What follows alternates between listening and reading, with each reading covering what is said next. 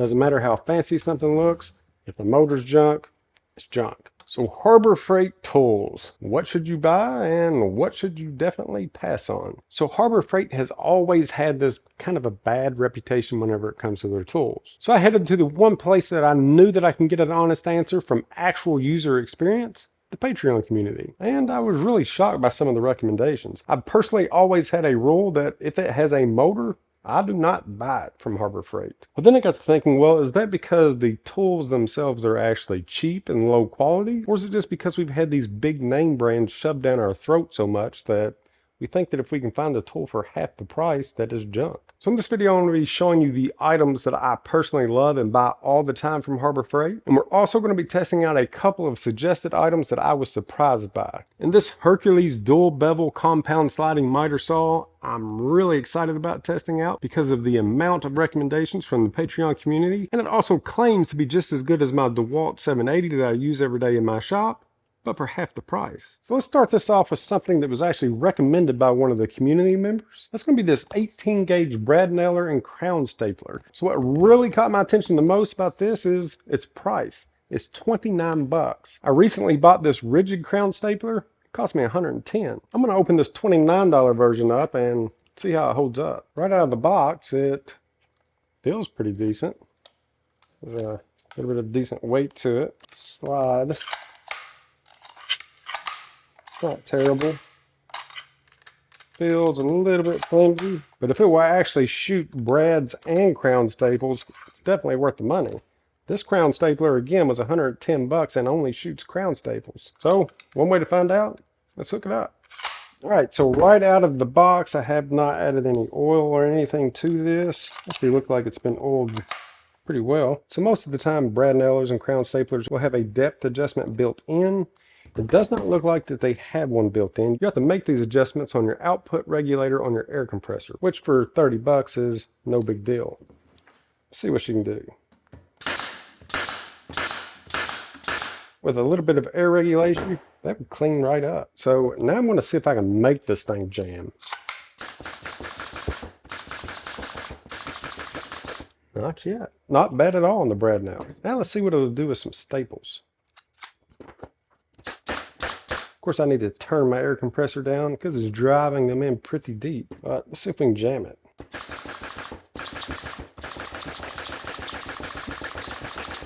Still no jam. I'm not going to lie here. For a $29 crown stapler that also shoots brad nails, heck yeah. The only thing that I've found that I do not like is that it doesn't have a depth regulator built in, but that can be fixed just with a quick turn of the knob on the air compressor. So in my opinion, the recommendation was valid.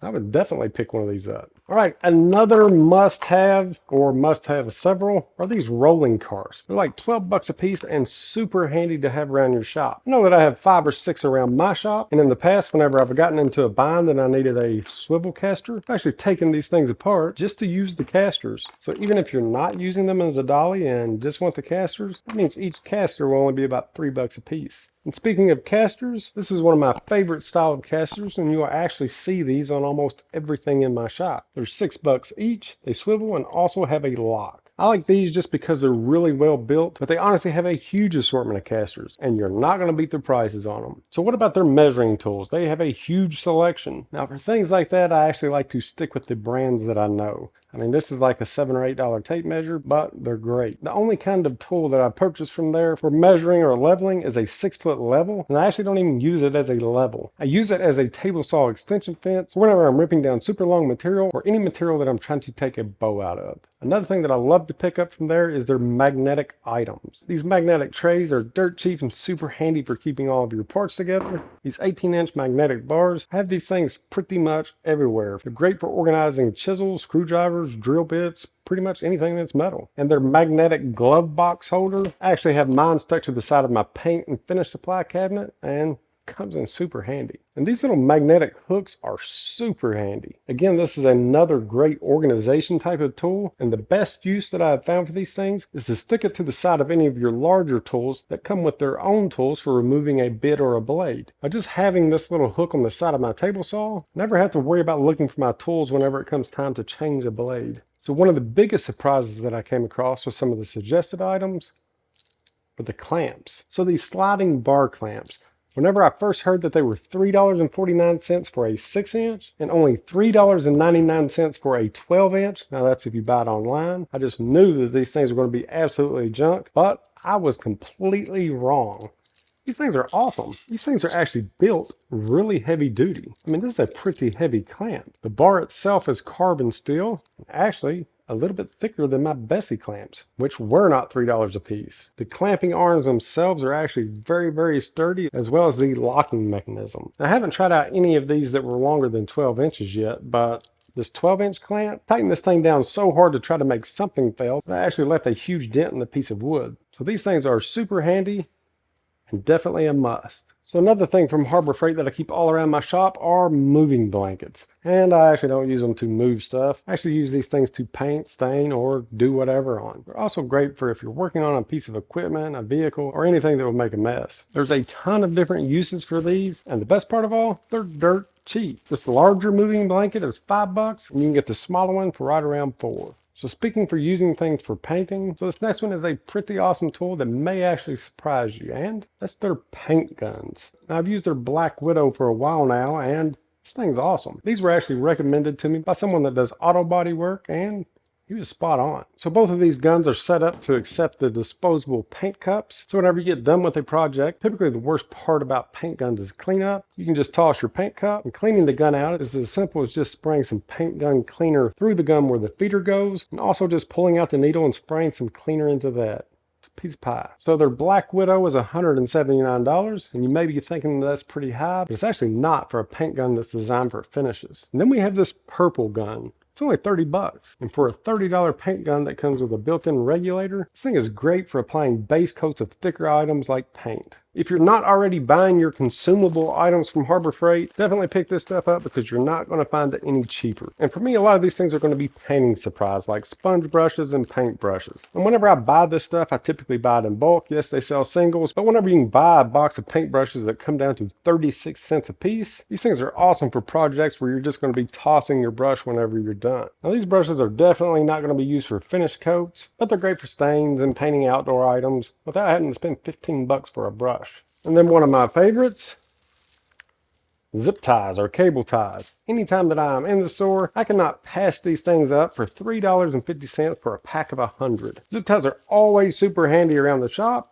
It's kind of fun to play with. So definitely add these to your list of consumables to stock up on. Now there are some consumables that I have tested out and I do not like from Harbor Freight, and that is going to be their sandpaper. Their sandpaper and flat discs just simply do not last very long. And honestly, I haven't had much luck with the finish that they leave. So for items like that you're going to be using towards the end of a project, I wouldn't take the risk by going cheap while you're at the end of the build. Now there is one exception to this, and that is going to be their wire wheels. It's pretty hard to mess up a wire wheel, so I'll typically grab a couple whenever I'm restocking. Another thing that I like to stock up on is just your random assortment packs of O-rings, bolts, washers, nuts, you name it. They have a huge selection of these assortment packs for dirt cheap that are typically going to be items that you're not going to be using every day, but whenever you need a specific size of something random, these cheap little packs can keep you from having to make another trip to town. And then another thing that the Patreon community mentioned quite often was their dust collection. This was my one stipulation about buying things with motors. And if you're wondering what the Patreon community is all about, I'll make sure to throw a link in the description. In the flooring mill that I worked in, we had a triple head horizontal bandsaw. Each one of these heads had its own dust collection motor. Two of the heads were 2 horsepower Grizzlies, and one of them was a 2 horsepower central machine Harbor Freight dust collector. And that thing performed just as well as the Grizzlies. As far as the other power tools, I honestly do not know much about them. So if you have any experience with any of those, make sure to leave your review in the comments so we can all actually learn from it. And while I was in the store and actually paying attention to all of these different tools, the Hercules brand on almost everything that I looked at actually looked like that they were all pretty high quality tools. But I do know one thing,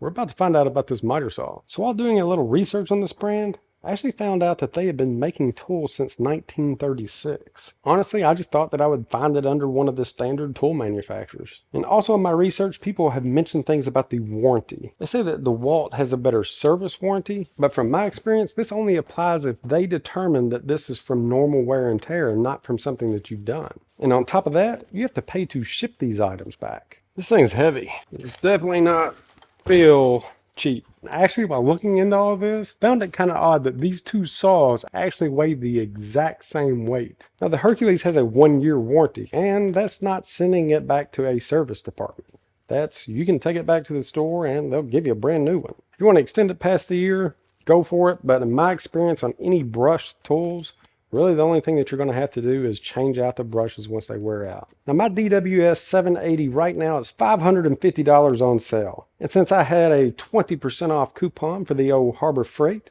I actually picked up this saw for $280. So to be honest, if I find out that this saw is just as good for less than half the price, I may be a little upset. This thing is a beast. Went ahead and pulled out my 780 just so we can get a side-by-side comparison. Before I start making any cuts, I want to check everything out and kind of compare the two. All right, so as far as just the size itself goes, it feels like that the Hercules is just a little bit larger. It's actually sitting on some rubber feet right now. Keep in mind that I've had the 780 for about 8 years now, so don't pay attention to cosmetics and things like that. I'm gonna go ahead and remove these handles just so we can get a little more accurate view of size. The Dewalt originally came with handles as well, but at some point I took those off. So they both actually have the exact same multi-tool that you can use to adjust anything on this saw. This goes into the back. Go ahead and extend this out.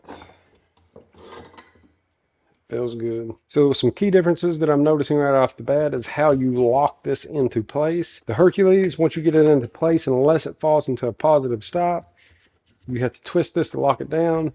The Dewalt, once you get it into place, you push a lever down. It's not a $250 difference, but it is a bit of a difference here. Again, solid steel plates with positive stops. They look almost identical, both etched on, and they are both adjustable. The fences themselves, they look pretty much identical, besides the wear and tear that I have on my saw. The dust chutes look identical, but doesn't matter because they're worthless anyways. So I took mine off of the Dewalt. The bevel guides are very, very similar. The 780 has them on the quality of that. This feels a little bit more flimsy over here. I can kind of move it around, as well as the indicators. They're pretty flimsy, but they're both pretty flimsy. The ability to slide, I mean, that's smooth. This one probably needs just a little bit of oil, but looks great. One thing that I do notice here is on this one, it does not have the bevel stops. So the Dewalt has these bevel stops on both sides. One is 22.5 degrees and one's 33.8. Honestly, most people never even use these things because it's for cutting crown molding and trim flat. So one of the main things that I look at on any type of power tool is the motor itself. Doesn't matter how fancy something looks. If the motor's junk, it's junk. So these are both 15 amp, 120 volt motors. The only difference is the Hercules has an RPM of 4,100, whereas the Dewalt has an RPM of 3,800. Again, not that big of a deal. But as far as everything else goes that we can actually see, these saws almost look identical. The bevel locks are a little bit different. The bevel range itself is the same. Nice smooth action, same trigger. The Dewalt feels like it has a little stiffer spring even after 8 years there. Needs a little grease anyway. But essentially they look like the same saw. I'm going to take a look inside this motor and actually see what's going on. Just like in humans, what counts is what's on the inside. And this actually looks pretty stinking awesome. One of the things that I like to look for whenever I'm looking at these motors is how they're assembled. Oftentimes companies will go cheap on the wiring and put undersized wires in for the motor. That is not the case here. I actually really like how they have all of the brush components sealed up into these sides. Then we'll look at DeWalt. Again, keep in mind this has age on it, but the brush components are all pretty much just out in the open right underneath of the bottom of this cap. So a lot of sawdust gets into here. Don't like that all of this is in the open and I have to constantly clean this thing out. But like I said, this one's lasted for 8 years, so can't complain. Okay, so I have to see what's under the hood here. I know that the DeWalt's belt driven. Actually, I'm just probably looking for an excuse. Looks identical pretty much. I mean, these are all quality parts. I can't complain about any of this stuff. I've seen a lot of junk and this is not it. Everything looks almost identical. So I'll make a few cuts. I know it's not going to be like a proper side-by-side just because of the age difference in the blades and things like that, but I'll be able to tell if this machine will cut as well as this one just because I've used this one for 8 years. So at this point, unless something significant happens, this is actually a heck of a lot better of a deal. I should be able to tell right away if there's going to be any kind of a difference. Okay, so first impression, that's a mean sounding motor.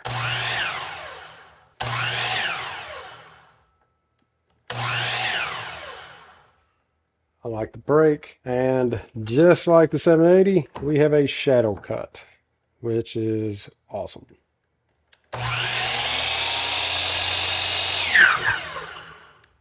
Now that sounds really good. Let's just see.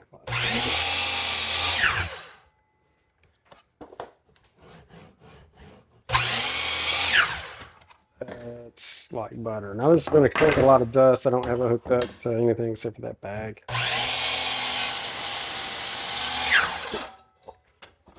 Chews right through it. No slowing down of the motor, no bogging it down, anything like that. This thing is a beast. There's definitely no lack of power at all. Let me try a wider piece and see how smooth all of this is.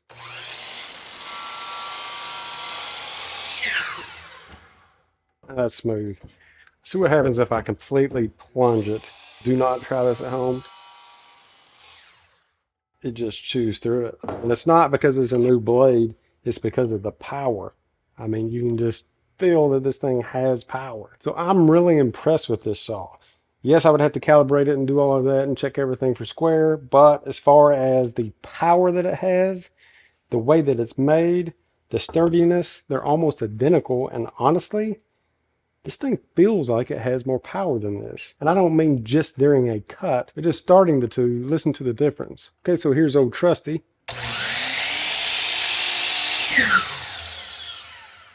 Actually sounds pretty good too. And Hercules.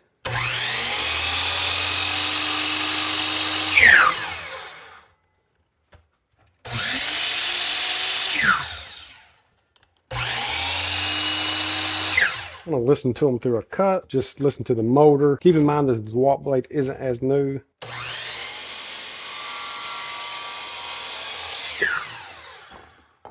Yeah, that cut's good.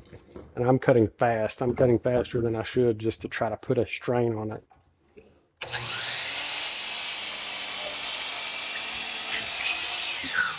As far as the way that they handle during a cut, it's going to the blue. Again, it may just be the age on this one. So what is my final opinion on this thing? They're pretty much identical down to the pound. There's minuscule differences that really don't matter. The internals look great on this machine, nothing cheap. Honestly, if I was in the market for a new saw for the shop, which might just happen, for the price point, I'm thinking that I'm going to go with this one. Even at the full price of $350, that's a heck of a machine. So honestly, I'm very surprised at how well this is built and how this testing turned out. I just knew that I'd be able to find something that was cheaply made or something that they cut corners on, but can't find it.